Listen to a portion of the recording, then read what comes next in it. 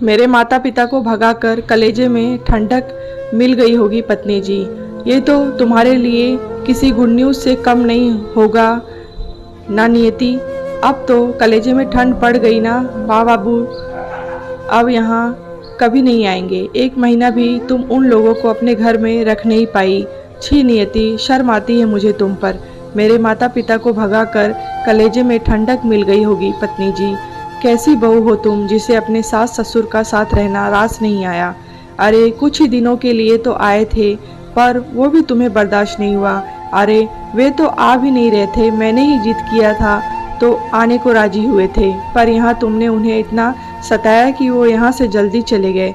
गुस्से से नियति को बोल रहा था, देखो नितिन, मैं ऐसी मोहम्मत लगाना बंद करो।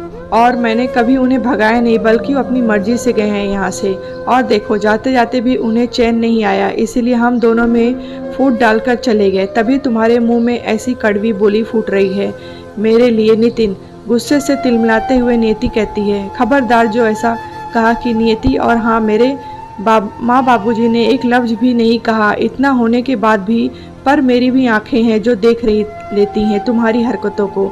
अरे उनका उठना बैठना भी तुम्हारी आंखों में खटक जाता था। अभी उसी दिन तो बोल रही थी मुझे कि तुम्हारे माँ पिताजी दिन भर सोफ़ा पर बैठकर टीवी देखते रहते हैं, ऐसे में मेरी प्राइवेसी खत्म हो रही है। वो तो बेचारे ऐसे भी एक जगह बैठे रहते थे, पर ये तुम्हें खटकता था। इसी तरह 10 दिन पहले जब बाबूजी मार्केट से लाल साग लेकर आए थे और उन्होंने कहा कि आज बहू खाने में लाल साग बना देना, तब तुमने क्या कहा याद है? बाबूजी आज तो खाना बन गया है तो दूसरे दिन बना दूंगी। और वो दूसरा दिन आया क्या नियति? नहीं आया ना। और ऐसे ही जब वो कुछ राय विचार देते थे तब तुम कैसे उन्हें सुना दिया था याद है? माँ बाबूजी में कोई दूध पीती बच्ची नहीं कि हर चीज़ में अपनी नसीहत देते हैं। एक पढ़ी लिखी हूँ, मुझे भी ज्ञान है, ऐसा ही कहती थी ना नियति। नितिन चिल्लाते हुए नियति को कहता है, हाँ नहीं आया वो दिन, क्योंकि मैं भूल गई बनाना, और जब याद आया तो साग सूख चुकी थी, इसीलिए मैंने नहीं बनाया। और ऐसे भी वो पत्ते की सब्जी सिर्फ माँ बाबूजी को ही पसंद है ना। ऐसे जब तुम्हें ये सब दिख रहा था तो तुम उस समय क्यों नहीं बोले जो अभी जली कटी सुना रहे हो? नितिन मुंह आरा टेढ़ी बनाते हुए नियति कहती है, हाँ सुना सकता था, पर मेरी माँ ने हर बात मुझे रोक लिया था। एक वो नहीं चाहती थी कि बाद में तुम कहो कि मेरे माँ बाबूजी को की वजह से हम दोनों में झगड़े होते हैं। और वैसे भी मुझे ये सब तुम्हारे मुंह से सुनाना चाहता था। मैं जानता था कि तुम सेल्फिश हो, पर इतनी हो कभी सोचा न था। इसीलिए मैं जो भी जा रहा हूँ ये घर छोड़कर तब रहना अपनी मन मुताबिक। आज मेरे माँ बाबूजी तुम्हारी प्राइवेसी में खटक रहे हैं, कल मैं इसलिए रहो अकेले अपनी मनमर्जी के अनुसार। ऐसा कहकर गुस्से से नितिन अपना बैग निकलकर कपड़े भरने लगा, जिसे देखकर नियति डर जाती है और मन ही मन सोचने लगती है कहीं सही में नितिन उसे छोड़कर न चला जाए। उसे अब तक ये भ्रम था कि नितिन उससे बेइंतहा मोहब्बत करता है, इसीलिए कभी उसे छोड़ने की बात नहीं करेगा, पर आज ये भ्रम उसका टूट रहा था। इसीलिए वह स्थिति को की नज़ाकत को देखते हुए नितिन का हाथ पकड़ लेती है। फिर कहती है, मुझे माफ़ कर दो नितिन, मैं ऐसी गलती फिर दोबारा नहीं करूँगी, पर तुम ऐसे मुझे छोड़कर मत जाओ। मैं तुमसे बहुत प्यार करती हूँ, तुम चले जाओगे तो मैं कैसे जीऊँगी? नितिन प्लीज़ नितिन, मुझे माफ़ कर दो।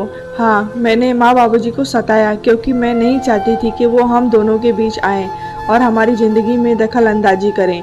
मैं स्वार्थी हो गई थी नितिन, पर अब ऐसा नहीं होगा। नितिन वादा। कैसे विश्वास कर लूँ नियति तुम्हारी बातों पर? मुझे तुमसे ये उम्मीद नहीं थी। मैंने भी तुमसे सच्ची मोहब्बत की है नियति, पर अपने माँ बाबूजी के प्यार और उनके सम्मान से ज़्यादा नहीं। जिस प्रकार तुम कुछ सालों के प्रेम से दूर जाने के डर से भयभीत हो गई, सोचो मेरे माता पिता ने जो मुझे प्रेम दिया है 28 साल, उनकी हालत क्या होगी। माफ़ी ही मांगनी है तो मेरे माँ बाबूजी से मांगो और उनसे वादा करो कि हमेशा उनका सम्मान करोगी और उनकी भावनाओं की कदर करोगी। माँ बाबूजी को फ़ोन लगाते हुए नितिन की तरफ चढ़ाते हुए नितिन कहता है, माँ बाबूजी, मुझे माफ़ कर दीजिए। मुझसे जो भूल हो चुकी है उसे भूल जाइए और मैं वादा करती हूँ कि आगे से कभी आप लोगों शिकायत का एक मौका भी नहीं दूंगी और कभी आपके और आपके बेटे के बीच दूरियां पैदा नहीं करूंगी। रोते हुए नियति कहती है, बस कर बेटा, समय पर अपनी गलती का एहसास हो जाना ही सबसे बड़ी बात है। हमेशा खुश रहो, यही हमारा आशीर्वाद है, कहकर नितिन के माता पिता फ़ोन रख देते हैं, इस तसल्ली के साथ कि उम्र के अगले पड़ाव में फिर कभी ऐसा समय दोबारा ना आए।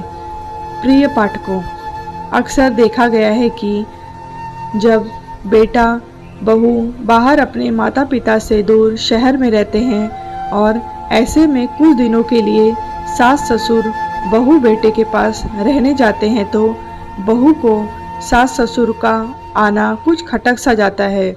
वो हर संभव कोशिश करती हैं अपने सास ससुर को जल्दी वहाँ से भगाने की, जो बहुत गलत है।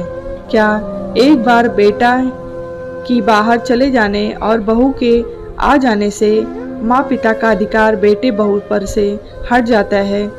क्यों बहुओं को लगता है कि बेटे की ऊपर सिर्फ उसका एकाधिकार हो गया है और वो जैसा चाहेंगी वैसा ही होगा? ये एक विचारणीय प्रश्न है। इसीलिए समय रहते ही बेटे को बहू को सच का आईना दिखा देना चाहिए ताकि वो भविष्य में ऐसी गलती दोबारा ना करें। नोट: इस कहानी के माध्यम से आप लोगों के समक्ष सिर्फ अपने विचार को रख रही हूँ। ये रचना पूरी तरह से मेरी लिखी हुई है।